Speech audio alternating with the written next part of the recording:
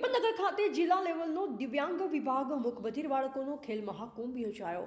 સાબરકાંઠા હિંમતનગર ખાતે જિલ્લા લેવલનો દિવ્યાંગ વિભાગના મૂક બધિર બાળકોનો ખેલ મહાકુંભ હિંમતનગરના સાબર સ્ટેડિયમમાં યોજાયો, જેમાં સાબરકાંઠા જિલ્લાના અધિકારીઓ અને આયોજકો દ્વારા ખૂબ જ સરસ આયોજન કરવામાં આવ્યું હતું। આ મૂક બધિર ખેલ મહાકુંભમાં હિંમતનગર, તલોદ, પોસીના, ઈડર પ્રાંતિજના સ્પેશિયલ શિક્ષકો, આઈડીનો સ્ટાફ, એસએસએનો સ્ટાફ તથા બાળકોના વાલીઓ અને મૂક બધિર દિવ્યાંગ બાળકો સાથે હાજર રહ્યા।